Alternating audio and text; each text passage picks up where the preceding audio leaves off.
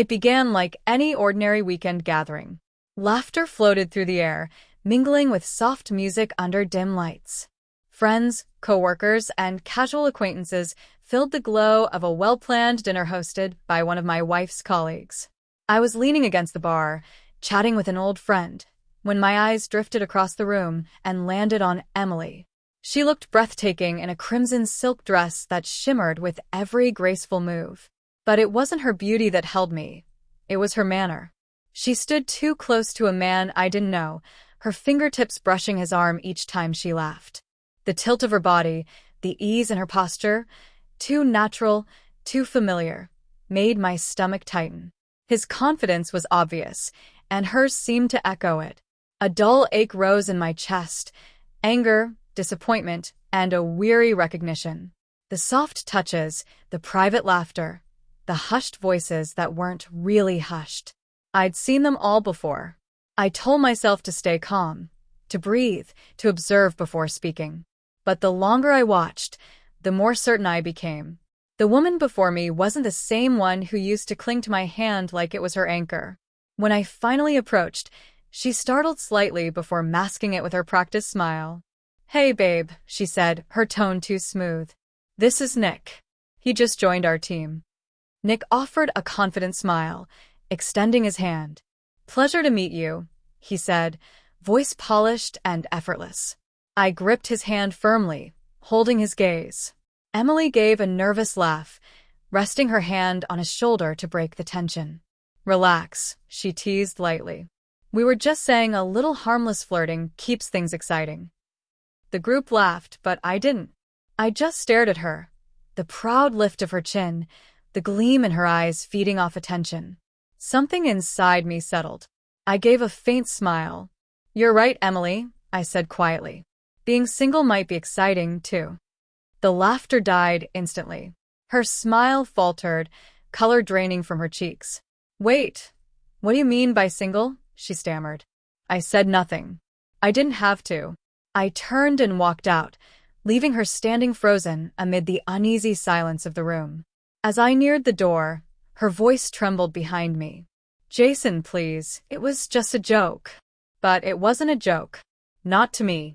It was the last crack in something long broken. When we finally got home, the silence between us was heavier than any words could ever be. She tried to play it off, tossing her purse onto the couch. "You're seriously mad about that?" "I was just being friendly." I looked at her, calm but hollow.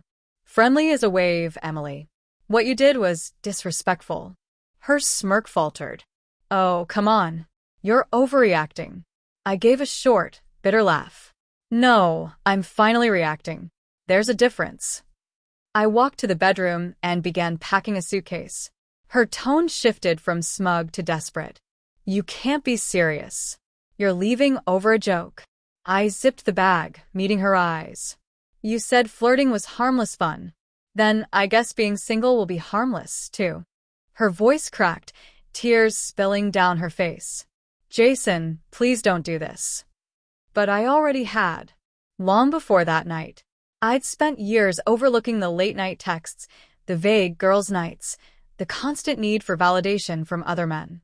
Every time, she'd shrug it off. "It's nothing. Don't be jealous." But jealousy was never the problem. The betrayal behind those words was. I walked past her, the soft click of the door sounding like freedom.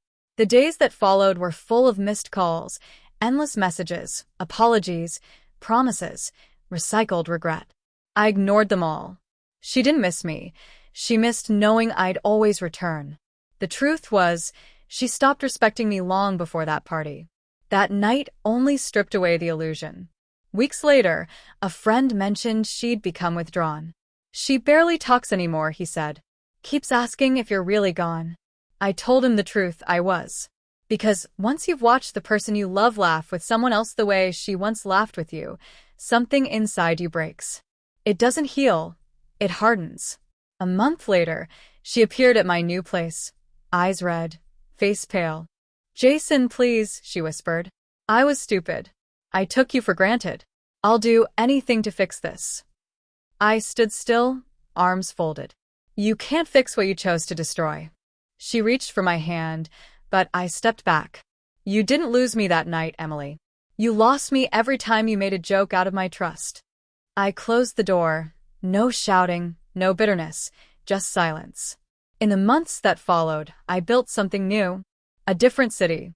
A quiet apartment. A job untouched by her shadow.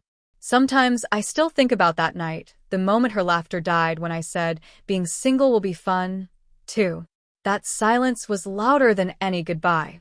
And now, when people ask what happened between us, I don't explain. I just smile and say, she thought flirting was harmless fun.